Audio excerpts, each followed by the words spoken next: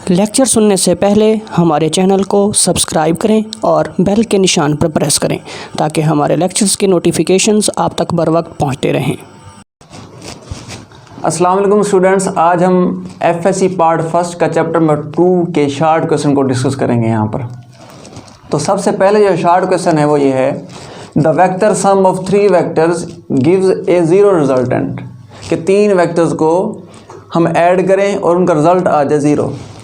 What can be the possible orientation of the vectors, तो उन vectors की तरतीब कैसी होगी, उन वेक्टर को किस तरह से जोड़ा जाएगा कि उनका जो रिजल्टेंट है वो क्या आ जाए, हमारे पास ज़ीरो आ जाए।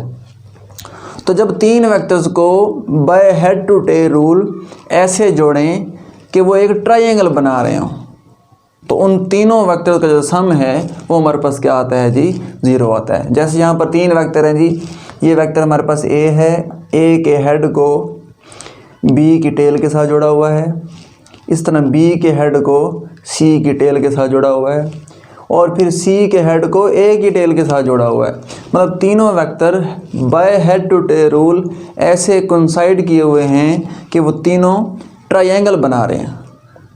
तो इन तीनों वेक्टर का जो सम है, यानी कि ए प्लस बी प्लस सी, ये हमारे पास क्या होगा जी, ज़ीरो होगा, यानी कि नल वेक्टर होगा। ठीक हो गया।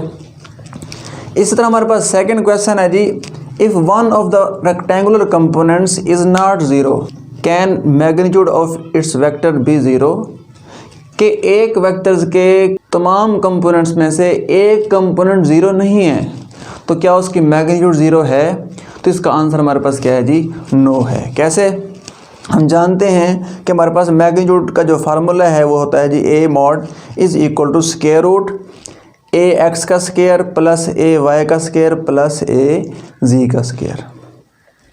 अब इस फार्मूले के अंदर देखें, 3 कंपोनेंट्स यहाँ पर आपको दिखाई दे रहे हैं, ए एक्स ए वाई एंड ए जी। अगर ये तीनों कंपोनेंट्स ज़ीरो होंगे तो मैग्नीट्यूड ज़ीरो होगी, अदरवाइज नहीं होगी। यानी कि एक अगर कंपोनेंट हमारे पास ज़ीरो नहीं है, बाकी दोनों ज़ीरो हैं, यानी कि मैं कह देता हूँ कि A X is equal to zero है, ए वाई भी हमारे पास ज़ीरो के इक्वल है, लेकिन जो ए जी है वो ज़ीरो के इक्वल नहीं है, तो हमारे पास जो मैग्नीट्यूड है वो ज़ीरो के इक्वल नहीं होगी। तो मैग्नीट्यूड ज़ीरो कब होगी? जब उस वेक्टर के तमाम कंपोनेंट्स की वैल्यू भी क्या होगी, ज़ीरो होगी। ठीक हो गया। उसके बाद हमारे पास तीसरा शॉर्ट क्वेश्चन है, can magnitude of vector have a negative value, क्या किसी वेक्टर की जो मैग्नीट्यूड है वो कभी नेगेटिव भी आ सकती है? तो इसका आंसर भी हमारे पास क्या है जी, नो है। तो by definition of magnitude of vector हमारे पास यहाँ पर एक फार्मूला दिया हुआ है मैग्नीट्यूड का। इस फार्मूले में देखें, अगर हम ए एक्स ए वाई या ए जी की जगह नेगेटिव वैल्यू भी पुट करते हैं तो वो नेगेटिव का भी स्क्वायर होकर हमेशा क्या देगा, हमें पॉजिटिव वैल्यू देगा। मतलब इस फार्मूले से हमें वेक्टर की नेगेटिव वैल्यू नहीं मिल सकती, ये हमें हमेशा always gives us positive value. ठीक हो गया जी। तो उसके बाद हम चौथे शॉर्ट क्वेश्चन की तरफ चलते हैं। कहता है कि जब 2 वेक्टर को हम ऐड करें और उनका आंसर है नल वेक्टर, तो उनके कंपोनेंट्स के बारे में आपका क्या ख्याल है? What can you say about the components of A vector? ठीक है जी। तो जब 2 वेक्टर्स को हम ऐड कर रहे हैं by head to tail rule, add कर रहे हैं, उनका रिजल्टेंट आ रहा है नल वेक्टर, तो इनके कंपोनेंट्स जो होंगे ना, यानी कि अगर हम उनके एक्स कंपोनेंट भी ऐड करेंगे तो उनका भी आंसर नल वेक्टर आएगा। इस तरह अगर हम उनके वाई कंपोनेंट्स को ऐड करेंगे तो उनका आंसर भी क्या आएगा, नल वेक्टर आएगा। तो हम प्रूव करके देखते हैं। जैसे यहाँ पर हमारे पास 2 वेक्टर हैं, A is equal to A X I plus A Y J. इसी तरह बी वेक्टर हमारे पास जो है वो हमारे पास है जी, B x I plus B Y जे। सही हो गया। तो इन दोनों की वैल्यू हम इस इक्वेशन में पुट करते हैं। ए की जगह ए की वैल्यू पुट कर देते हैं, बी की जगह बी की वैल्यू पुट कर देते हैं। तो करें पुट ज़रा, ए की जगह आ जाएगा ए X I plus A Y J plus, इस तरह बी की जगह हम बी की वैल्यू पुट कर देंगे, बी एक्स आई बी वाई जे। इस तरह नल वेक्टर की जगह 0 आई प्लस 0 जे। तो अब हम आई वाली इकट्ठी कर लेते हैं और जे वाली इकट्ठी कर लेते हैं, तो बन जाएगा हमारे पास A X plus B X into I, इसी तरह A Y plus B Y into J, और ये हमारे पास वैसे का वैसे आ जाएगा। तो हम कंपेयर करते हैं आई वाली टर्म्स को आई वाले के साथ और जे वाली टर्म को जे वाले के साथ। तो ए एक्स प्लस बी एक्स हमारे पास होगा 0 के बराबर, ए एक्स प्लस बी एक्स ये हमारे पास किसके बराबर होगा जी, 0 के। इसी तरह A Y plus B Y ये भी हमारे पास किसके बराबर होगा, 0 के। तो इन इक्वेशन से हमें ये पता चलता है कि अगर दो वेक्टर्स को हम ऐड करें और उनका रिजल्टेंट क्या आ रहा है, 0 वेक्टर आ रहा है, नल वेक्टर आ रहा है, तो उनके कंपोनेंट्स यानी कि उन दोनों के x कंपोनेंट को ऐड करो तब भी आंसर 0 आता है, और उन दोनों वेक्टर्स के y कंपोनेंट्स को ऐड करो तो उनका आंसर भी क्या आता है, 0 आता है। ठीक हो गया जी। तो उसके बाद हम बात करेंगे नेक्स्ट क्वेश्चन की। उसमें वो कहता है कि under what condition would components of A vector have same magnitude, कि एक वेक्टर के कंपोनेंट्स की मैग्नीट्यूड सेम कब होगी। तो जैसे हमने पढ़ा था कि फॉर एग्जांपल एक वेक्टर है, उसके दो कंपोनेंट्स हैं, ए एक्स बराबर होता है जी A cos of theta and A Y हमारे पास होता है जी ए साइन ऑफ थीटा। सही हो गया। तो वो कहते हैं दोनों इक्वल कब होंगे। हम पहले से इनको इक्वल रख लेते हैं, हम लेट कर लेते हैं कि A X is equal to A Y, दोनों की वैल्यू पुट कर देते हैं जी। ए एक्स की जगह आ जाएगा A cos of theta, A Y की जगह आ जाएगा ए साइन ऑफ थीटा। सही हो गया। इसी तरह ए से ए कैंसिल हो जाएगा, बकिया हमारे पास बच जाएगा जी cos of theta is equal to sine of theta. Cos theta को दोनों तरफ हम डिवाइड कर देते हैं, कॉस थीटा से कॉस थीटा कैंसिल हो गया, यहाँ पर 1 बच गया, इज इक्वल टू आ गया साइन ओवर कॉस हमारे पास होता है tan के बराबर। सही है। अब tan को ले आते हैं इधर, तो थीटा आपके पास आ जाएगा tan इनवर्स इंटू 1, और जब 1 का tan इनवर्स लेंगे तो वो हमारे पास आंसर आएगा 45 डिग्री।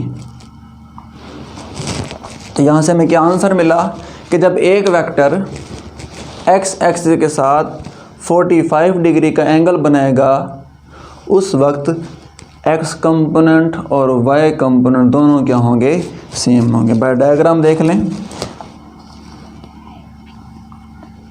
तो ये हमारे पास x एक्सिस है, ये हमारे पास y एक्सिस है, और यहाँ पर हमारे पास एक वेक्टर है जी a, और यहाँ पर जो एंगल बना रहा है वो है 45 डिग्री। मतलब जब ये वाला वेक्टर x एक्सिस के साथ 45, या आप कह सकते हैं कि y एक्सिस के साथ भी 45, तो दोनों सूरतों में x कंपोनेंट और y कंपोनेंट क्या होंगे, आपस में इक्वल होंगे। ठीक हो गया। तो उसके बाद हमारे पास छठा क्वेश्चन है कि is it possible to add scalar into vector, कि क्या स्केलर क्वांटिटी को वेक्टर क्वांटिटी के अंदर ऐड कर सकते हैं या नहीं कर सकते। तो इसका आंसर हमारे पास भी नो है, क्योंकि स्केलर क्वांटिटी और वेक्टर क्वांटिटी दोनों की फिजिकल नेचर डिफरेंट है। स्केलर में सिर्फ मैग्नीट्यूड होती है, जबकि वेक्टर में मैग्नीट्यूड के साथ साथ डायरेक्शन भी होती है। इसलिए ये दोनों फिजिकली डिफरेंट क्वांटिटीज़ हैं। और स्केलर को हम जब ऐड करते हैं तो सिंपल अर्थमेटिक रूल इस्तेमाल करते हैं, प्लस माइनस वाला, जबकि वेक्टर को ऐड करने के लिए हम एक स्पेशल रूल इस्तेमाल करते हैं जिसको हम क्या कहते हैं, हेड टू टेल रूल। तो ये कुछ वजूहात हैं जिनकी बिना पर स्केलर को वेक्टर्स में ऐड नहीं किया जा सकता। इसके बाद नेक्स्ट क्वेश्चन हमारे पास है, उसका भी आंसर बिल्कुल ऐसा ही है। Can you add 0 to a null vector? क्या हम 0 को नल वेक्टर में ऐड कर सकते हैं? इसका आंसर भी हमारे बिल्कुल सेम यही आ सकता है कि 0 हमारे पास यहाँ पर स्केलर क्वांटिटी है और नल वेक्टर हमारे पास एक वेक्टर क्वांटिटी है। तो अभी हमने पढ़ा कि स्केलर और वेक्टर्स आपस में ऐड नहीं हो सकते। ठीक हो गया। उसके बाद हमारे पास नेक्स्ट क्वेश्चन है जी, 2 वेक्टर्स हैव अनइक्वल मैग्नीट्यूड, के 2 हमारे पास वेक्टर हैं। फॉर एग्जांपल ये वेक्टर ए है और ये वेक्टर हमारे पास क्या है जी, बी है। 2 vectors have unequal magnitude, can their sum be 0? क्या इनका सम 0 आ सकता है? तो इसका आंसर भी हमारे पास नो है। इनका सम कब 0 होगा? जब 2 वेक्टर्स उनकी मैग्नीट्यूड इक्वल होगी लेकिन डायरेक्शन क्या होगी, अपोजिट होगी। तो नीचे वाली डायग्राम में देखें कि ए वेक्टर और बी वेक्टर दोनों की मैग्नीट्यूड तो सेम है लेकिन डायरेक्शन क्या है, दोनों की डिफरेंट है। इसलिए जब इन दोनों को हम ऐड करेंगे तो उनका रिजल्ट हमारे पास क्या आ जाएगा जी, 0 आएगा। ठीक है जी, कि 2 वेक्टर का सम कब 0 हो सकता है? जब उनकी मैग्नीट्यूड सेम होगी, डायरेक्शन क्या होगी, अपोजिट होगी। उसके बाद हमारे पास 9th नंबर पे जो क्वेश्चन है, कहते suppose the sides of a close polygon represent vectors arrange by head to tail rule, what is the sum of vector? कि हमारे पास एक पॉलीगॉन है, पॉलीगॉन मतलब जो जिसकी काफ़ी सारी साइड्स होती हैं। जैसे हमारे पास यहाँ पर एक मैं पॉलीगॉन बना रहा हूँ जिसकी 6 साइडें हैं, इसको हम हेक्सागोन कह सकते हैं। तो अगर हम इन 6 साइडों को वेक्टर्स बना दें जैसा कि क्वेश्चन में बताया गया है, ये वेक्टर हमारे पास ए है, ये हमारे पास बी है, इस तरह से हम इनको बना दें कि ये by head to tail rule add हो रहे हों। सही हो गया।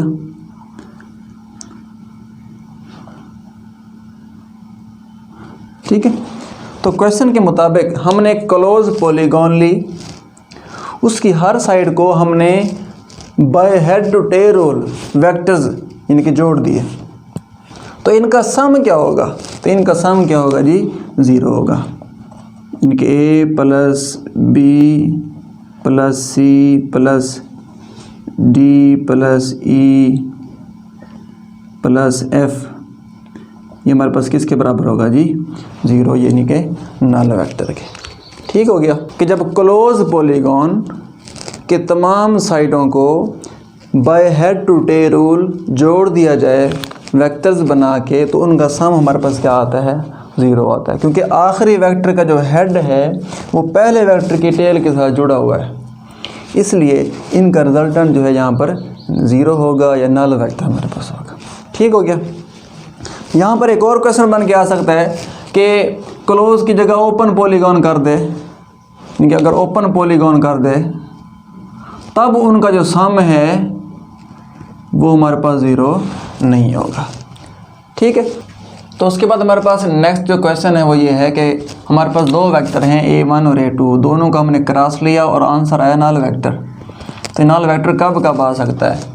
तो हमने जैसे पढ़ा हुआ है कि क्रॉस ख़त्म करते हैं तो साइन थीटा आ जाता है।